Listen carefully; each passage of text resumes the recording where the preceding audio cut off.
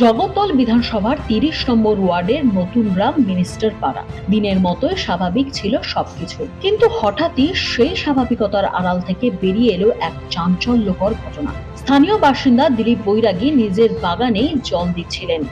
হঠাৎই এক সন্দেহজনক ব্যাগ দেখতে পান তিনি। কৌতূহলবশত কাছে গিয়ে দেখতেই একেবারে চোখ কপালে। ব্যাগের ভিতর পড়ে রয়েছে 4টি তাজা বোমা, একটি আগ্নেয়াস্ত্র। মুহূর্তের মধ্যেই গোটা এলাকায় ছড়িয়ে পড়ে আতঙ্ক।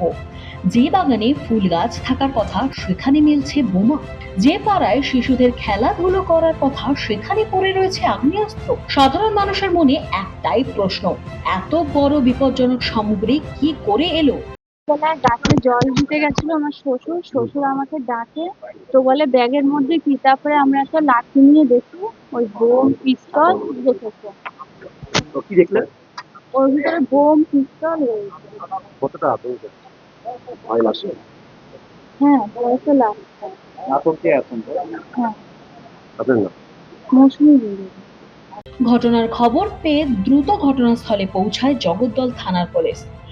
সঙ্গে আসে কেন্দ্রীয় বাহিনীও। গোটা এলাকা ঘিরে ফেলা হয়। শুরু হয় তল্লাশি অভিযান। উদ্ধার হওয়া বোমাগুলি নিষ্ক্রিয় করার জন্য বিশেষজ্ঞ দলকে খবর দেওয়া হয়। তবে এখানেই উঠছে বড় প্রশ্ন, নিরাপত্তার কড়া নজরদারির দাবির মাঝেই যদি বাগানে বোমা উদ্ধার হয়, তবে এলাকার নিরাপত্তা কতটা সুরক্ষিত? দেখুন, আপনি তো এটা দেখতেই পারছেন, গোটা রাজ্যের মধ্যে পুলিশের যে কড়াকড়ি এবং আমাদের লোকপ্রিয় মুখ্যমন্ত্রী ওনার দিশা নির্দেশে পুলিশের যে হাত খোলা হয়েছে, তারপর থেকে গুন্ডা বদমাস এলিমেন্ট তারা সব কিন্তু পালিয়ে বেড়াচ্ছে। ওদের বাবারাও যারা ছিল, যারা ওদেরকে প্রোটেকশন দিয়ে রাখতো, তারাও সব পালিয়ে বেড়াচ্ছে। অনেক লোককে গ্রেপ্তার করা হয়েছে। যারা যারা মস্তানি এক্সটোরশনের বড় বড় মাথা ছিল, এক এক করে সব ভিতরে ঢুকছে, আপনারা দেখেছেন। তো এই ক্রমে এখন এরা বুঝতে পেরেছে কি কোনো ধরনের কোনো বদমাশি, কোনো ধরনের গুন্ডাগর্দি এইসব জিনিসটা এখানে চলবে না। সাধারণ মানুষকে ভয় দেখানো যাবে না।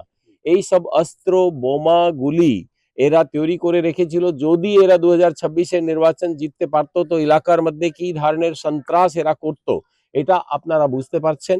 এখন ওইসব নিয়ে এরা বর্তমানে পরিস্থিতি নিয়ন্ত্রণে থাকলেও আতঙ্ক কাটেনি স্থানীয়দের মধ্যে। Bureau report, news 4 Bangla.